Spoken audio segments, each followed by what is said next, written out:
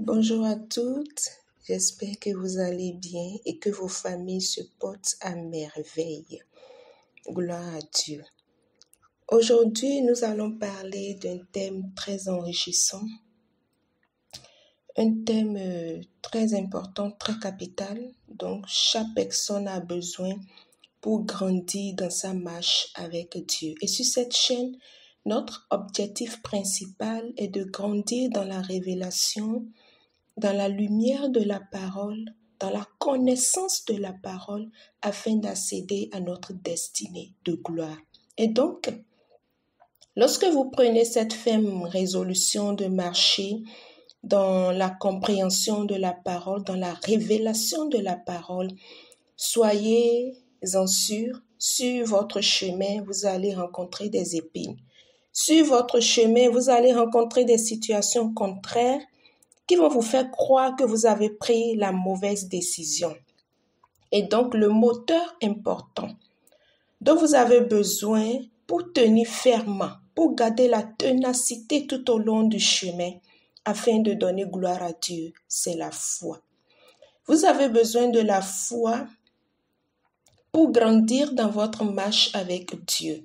Vous avez besoin de la foi pour permettre à votre homme spirituel de grandir, de vivre l'épanouissement au quotidien.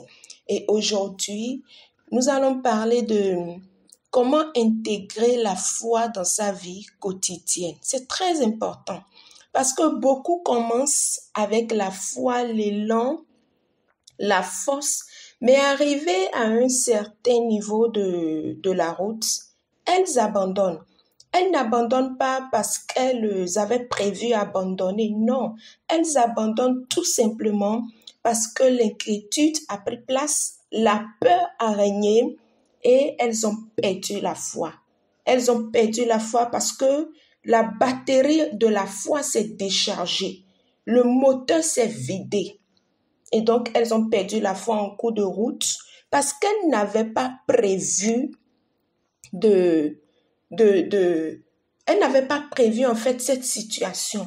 Elles n'avaient pas prévu lorsque ces choses arriveront. Comment est-ce que je vais agir? Quelles sont les précautions que je dois prendre? Voilà. Elles n'avaient pas été prévoyantes. Du coup, les situations quotidiennes, les défis quotidiens les ont rattrapées. Et à un moment donné, la foi a baissé. Et donc aujourd'hui, nous allons voir quelques points qui vont nous permettre de garder notre foi afin que notre lampe soit toujours allumée. Parce que nous voulons vivre une foi quotidienne. Chaque jour, nous voulons grandir dans la foi. Nous voulons vivre l'épanouissement en Dieu. Et il faut savoir que lorsque vous intégrez la foi dans votre vie quotidienne, vous êtes en train de mener une démarche enrichissante qui va transformer votre vie. Votre vie ne sera plus jamais la même. Et donc, pour intégrer la foi dans sa vie quotidienne, il faut nécessairement commencer votre journée par la prière. C'est très important. On en parlera toujours. Et ce sera toujours le premier point. Le point focus. La fondation, la base en fait, la prière. Une journée qui doit être gagnante, une journée de témoignage doit nécessairement démarrer par la prière. Toute personne qui démarre sa journée sans la prière, c'est que cette personne a mis Dieu de côté. Et cette personne sait qu'elle peut affronter cette journée toute seule. Tellement cette personne se fait confiance qu'elle sait que tout ce que je vais croiser sur mon chemin, je peux les affronter. Mais sans savoir qu'il n'a pas en lui la force nécessaire pour le faire. Il n'a pas en lui la capacité nécessaire pour le faire. Il est humain. Et donc, il a nécessairement besoin d'une main surnaturelle pour l'accompagner. Parce que tout ce que nos yeux physiques voient ne sont pas ce que nos yeux spirituels voient. Si Dieu pouvait ouvrir nos yeux spirituels pour accéder à tout ce qui se passe spirituellement autour de nous, beaucoup de personnes auront très peur, très très peur. Et donc, une façon efficace d'intégrer la foi dans votre vie quotidienne, est de réserver quelques minutes. Moi, je ne dirais même pas quelques minutes. Donc, quelques minutes pour les débutants. Oui, quelques minutes pour les débutants. Chaque matin pour la prière et la méditation de la parole. Chaque matin, vous devez apprendre à vous lever tôt afin de présenter votre journée à Dieu. Les personnes qui dorment toute la nuit ne sont pas des personnes qui accomplissent leur destinée. Allez demander à tous ces hommes les plus riches du monde, à toutes ces personnes qui réalisent les grandes choses, les choses extraordinaires, des choses puissantes que nous voyons sur Internet aujourd'hui. Allons leur poser la question, est-ce que ces personnes passent toute leur nuit à dormir? Non. Vous ne pouvez pas passer toute votre nuit à dormir tant que vous avez une grande destinée à réaliser. Et donc, nécessairement, vous devez impliquer dans votre vie la prière. Et vous devez avoir cette discipline de vous lever chaque matin afin de présenter votre journée à Dieu. Chaque matin, dans votre intimité avec Dieu, dans votre connexion avec Dieu, dans votre assise avec Dieu, dans votre rencontre personnelle avec Dieu, vous lui présentez votre journée. Chaque heure de cette journée, chaque minute, chaque seconde et chaque tiers de cette journée doit être consacrée à Dieu. Et pour les personnes qui ont déjà atteint quand même un minimum de niveau dans la foi, je dirais que vous devrez apprendre même à payer la dîme de chaque journée. Et donc, vous devrez apprendre à avoir 2h40 de prière avant même de démarrer toute autre activité de votre journée. C'est très important. Lorsque vous voulez grandir dans la révélation de la parole, lorsque vous voulez grandir dans la connaissance de Dieu, lorsque vous voulez accéder au mystère de Dieu, il vous faut un sacrifice. Et prier pour beaucoup de personnes est très difficile. C'est très facile de passer des heures sur les réseaux sociaux sans s'ennuyer, sans être ennuyé, sans avoir sommeil. Mais lorsqu'on dit prions, beaucoup de personnes commencent par somnoler, par bâiller. Mais tout à l'heure, on te voyait sur ton téléphone, on te voyait sur les réseaux sociaux, mais tu n'avais pas l'air de dormir. C'est juste que la prière est menacée. La vie de prière est menacée. Et donc, en tant que femme, nous devons décider de mener ce combat, non seulement pour nous, mais pour la destinée de nos enfants et pour nos maisons aussi. La femme du Proverbe 31, la Bible dit qu'elle se levait tôt. Elle se levait tôt. Elle se levait tôt. Toute femme qui apprend à se lever tôt dans sa maison pour consacrer sa maison à l'Éternel, cette maison ira de gloire en gloire. Et les enfants de cette maison ne rencontreront que la bénédiction sur leur chemin. Et la main de Dieu sera toujours sur leur vie. Et la deuxième chose que nous devons apprendre à faire pour maintenir la foi dans notre vie quotidienne, c'est l'action de grâce. Nous devons incorporer des moments d'action de grâce dans notre routine quotidienne. Cela va renforcer notre foi. Nous n'avons pas nécessairement besoin de nous trouver dans une posture de prière avant de commencer par élever des actions de grâce à Dieu. Non. Même dans notre cœur, même dans le métro, dans ma voiture, sur mon volant, j'adresse des actions de grâce à l'Éternel parce que lorsque je regarde dans le rétroviseur et que je vois ma vie il y a 5 ans, il y a juste 3 ans, ma vie n'est plus la même. Du coup, je suis en profonde action de grâce à Dieu. Je bénis le Seigneur parce qu'il m'a donné la force de me lever ce matin. Je donne toute la gloire à Dieu parce qu'il me permet de me tenir sur mes pieds. Je dis merci à l'Éternel parce que je vois mes enfants se lever dans la santé, dans la joie. Je vois mon époux se lever dans la santé. Et donc, je lève des actions de grâce à Dieu. Je dis merci à l'Éternel parce que cette collègue qui était au travail et qui était malade, j'ai prié pour elle et j'ai vu la main de Dieu agir dans sa vie. Je suis en profonde reconnaissance à l'Éternel de ce que je vois ma famille en santé chaque jour. Bien-aimés, nous devons apprendre à être reconnaissants à Dieu. Nous devons prendre le temps de reconnaître et de remercier Dieu pour les bénédictions qu'il nous accorde, qu'elles soient grandes ou petites. Il n'y a pas de bénédiction qui soit inutile. Il n'y a pas de bénédiction qu'on doit ignorer. Que la bénédiction soit grande, qu'elle soit petite, on dit merci à Dieu. On doit même dire merci à Dieu pour la force qu'il nous donne de manger. Parce qu'il y a des gens qui ont la nourriture en face d'eux, mais ces gens ne peuvent pas prendre la nourriture et la mettre dans leur bouche eux-mêmes.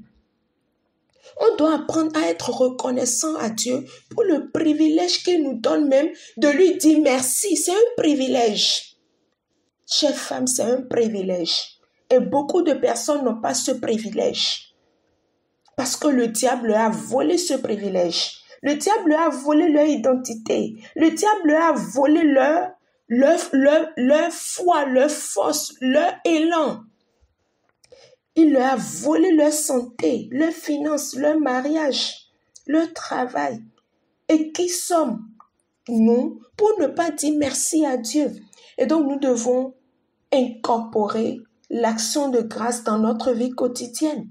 Cela va nous aider à garder une perspective positive et à apprécier chaque instant de notre existence. C'est tellement profond lorsqu'on comprend l'action de grâce.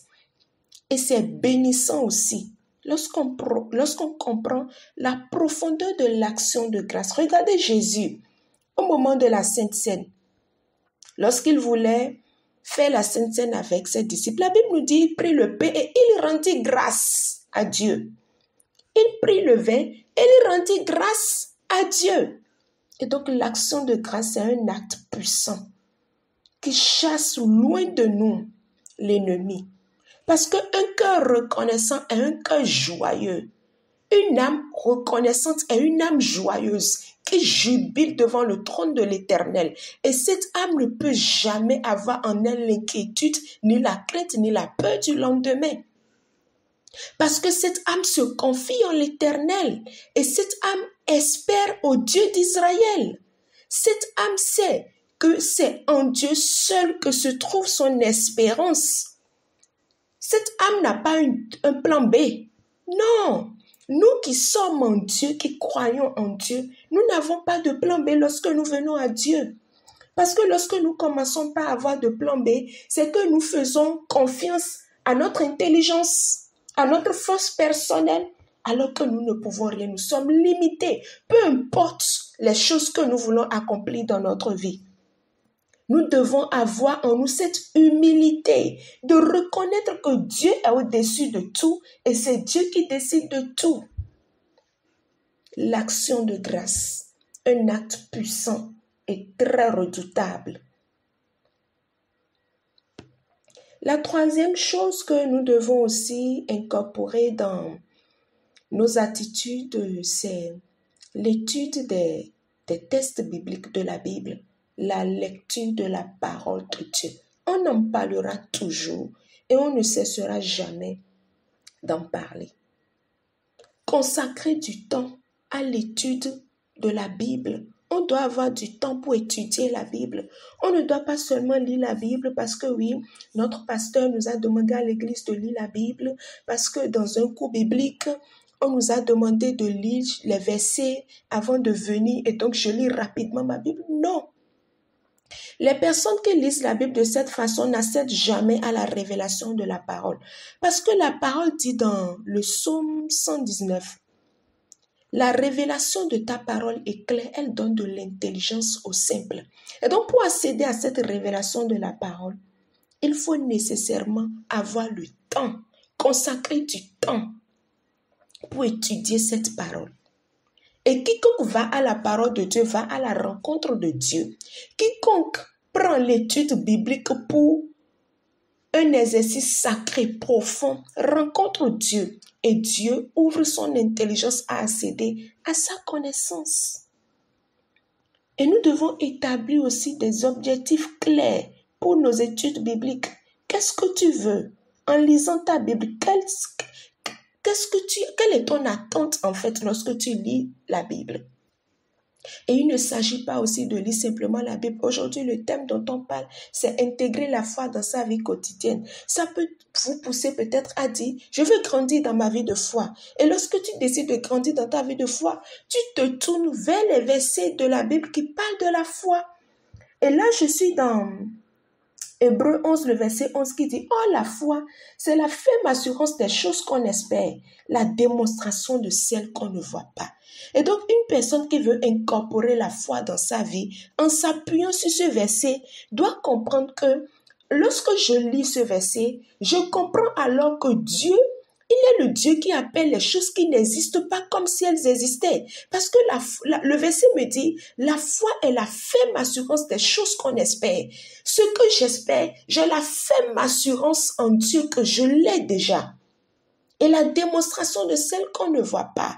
Et donc, cette chose n'est pas encore dans ma vie présente. Mais je vis comme si j'ai déjà cette chose. Beaucoup de personnes attendent d'être riches avant de manifester leur richesse. Mais c'est faux. Vivez déjà d'abord votre richesse mentalement. Renouvelez votre intelligence. Habillez-vous, comportez-vous, parlez comme des personnes prospères. Et vous allez voir, cela va venir facilement, ça va couler comme un fleuve. Et 2 Corinthiens 5, verset 7 qui dit, « Car nous marchons par la foi et non par la vue. » Nous ne marchons pas par ce que nous voyons, mais nous marchons par la foi. Je ne marche pas en regardant ma situation actuelle, non, mais je marche par la foi. Ma situation actuelle peut-être me fait dire que je ne suis pas peut-être mariée. Mais par la foi, je me comporte comme une femme mariée. Je m'habille comme une femme mariée. Je me présente comme une femme mariée.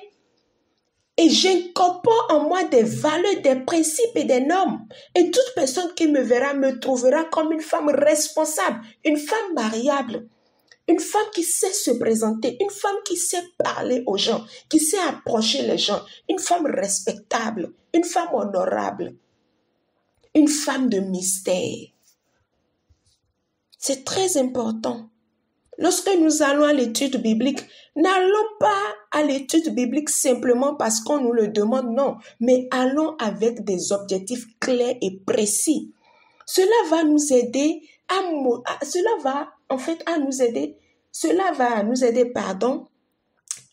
grandir notre homme spirituel. Cela va nous motiver et va approfondir notre spiritualité. Parce que nous appliquons, en lisant ces textes, nous appliquons ces enseignements dans notre vie quotidienne. C'est très important. Et nous devons aussi apprendre à vivre selon les lois spirituelles. Oui, vivre selon les lois spirituelles. Quand je parle par exemple de lois spirituelles, je peux parler du psaume 1er. La Bible me dit dans le psaume 1er, je prends ma Bible s'il vous plaît. La Bible me dit dans le psaume 1er, nous allons découvrir tout au moins le chapitre 1er ensemble. Heureux l'homme qui ne marche pas selon le conseil des méchants. Heureux l'homme qui ne marche pas selon le conseil des méchants et qui ne s'assoit pas en compagnie des moqueurs, mais qui trouve son plaisir dans la loi de l'Éternel et qui la médite jour et nuit. Il est comme un arbre planté près d'un courant d'eau qui donne son fruit en sa saison et dont le feuillage ne se flétrit point. Tout ce qu'il fait lui réussit. Gloire à Dieu. Gloire à Dieu. Vivre selon les lois spirituelles pour moi, c'est invoquer Dieu dans sa situation. Parce que c'est la parole de Dieu, c'est ce que Dieu a dit. Et donc je décide de marcher selon ce que Dieu a dit. Il n'y a pas question que Dieu ne me bénisse. Dieu ne peut que me bénir. Dieu ne peut que me bénir. Dieu ne peut que m'exaucer. C'est une loi. Les lois spirituelles, lorsqu'elles sont appliquées, il y a la main de Dieu qui agit puissamment dans votre vie. Une autre loi de Dieu qui va dire, apportez à la maison du trésor vos dîmes et vos offrandes. C'est des choses, lorsqu'on les respecte, on n'a même pas besoin de beaucoup d'efforts. C'est pourquoi nous allons rencontrer dans notre vie, en fait, nous allons voir autour de nous des personnes qui ne font pas beaucoup d'efforts. C'est des gens, lorsque vous les regardez en fait dans leur marche avec Dieu, c'est des gens qui ne font pas beaucoup d'efforts, qui ne crient pas le feu, le feu, le feu, le feu, tous les jours comme nous, mais qui sont bénis, qui sont prospères. Pourquoi? Parce que ces personnes ont accédé à des lois. Intégrer des lois spirituelles dans notre vie, c'est très important. Et aussi, il y a d'autres lois, comme l'amour, la compassion pour le prochain, le pardon. C'est très important. C'est des principes qui vont nous permettre de vivre notre foi de manière tangible et d'inspirer les gens autour de nous. Parce que tu dis que tu lis la Bible, tu dis que tu pratiques la parole de Dieu, mais c'est toi qui refuses d'aimer ton prochain. C'est toi qui refuses de pardonner le mal qu'on t'a fait. Alors, qu'est-ce que tu dégages? Est-ce que tu inspires les gens? Est-ce que ta vie peut convertir les gens? C'est très important, chère femme. C'est des choses que nous devons savoir. Et aussi, la dernière chose dont nous allons parler, c'est notre environnement familial. Si nous voulons intégrer la foi dans notre vie quotidienne, nous devons incorporer aussi cette loi à nos enfants. Si nous avons une famille, nous devons envisager des choses spirituelles que nous devons faire ensemble. Par exemple, la lecture de la parole de Dieu ensemble, le partage de la parole de Dieu ensemble, la prière en famille, c'est très important. La prière en famille, la célébration de la Sainte Seine en famille, ce sont des choses qui renforcent les liens familiaux. Et ça va intégrer la foi dans notre vie quotidienne. Et notre vie familiale va grandir dans la foi. Intégrer la foi au quotidien, selon moi, c'est un processus en fait. C'est un processus que chaque personne doit accepter de faire. Et ça va nécessiter votre engagement. C'est très important l'engagement. Commencer sa journée par la prière. Pratiquer l'action de grâce, très important. Aller à l'étude biblique des textes de Dieu et incorporer dans nos familles des valeurs spirituelles. Et tout cela va enrichir notre vie spirituelle et nous allons voir la foi jaillir dans notre vie quotidienne. Que Dieu nous bénisse, que la main de Dieu soit sur chacun de nous. Si c'est la première fois que vous écoutez ces genres de paroles et que vous désirez donner votre vie à Dieu, nous prions ensemble que Dieu vous bénisse et que Dieu vous accorde la grâce de la conversion totale et définitive et que la main de Dieu agit puissamment dans votre vie. Que Dieu vous bénisse.